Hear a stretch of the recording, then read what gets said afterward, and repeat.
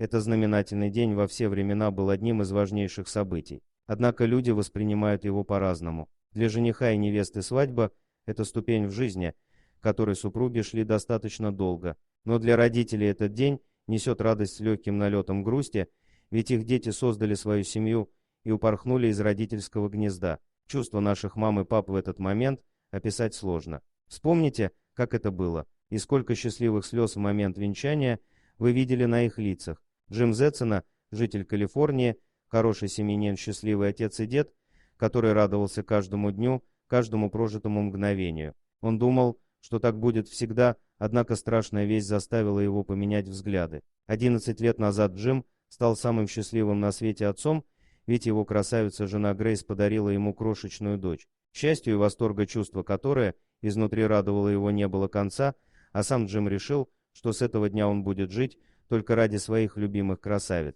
Вскоре у парочки появились дети и даже внуки. По словам родственников, Джим всегда был примерным семьянином. Джози, младшая дочь, была самой молодой и любимой дочерью Джима. А когда девочке исполнилось 10, в семью Зетсона пришло горе. Во время обследования в клинике Джиму диагностировали 4-ю стадию рака поджелудочной железы. Он понимал, что уже не сможет дожить до свадьбы дочери, однако не хотел пропускать такое значимое событие в ее жизни. И поэтому ему пришла в голову прекрасная гениальная затея сыграть ненастоящую свадьбу с дочерью, пока он еще в состоянии это сделать. Сама церемония бракосочетания была торжественной и одновременно трогательной. За несколько дней до происшествия мужчина заказал торт, ажурное платье для любимой принцессы, цветочные композиции и позвал друзей на необычную свадебную вечеринку. В тот день пролилось немало слез, но было и много улыбок. Несомненно, сама Джози запомнит этот знаменательный день на всю жизнь. Но сам Джим после этой церемонии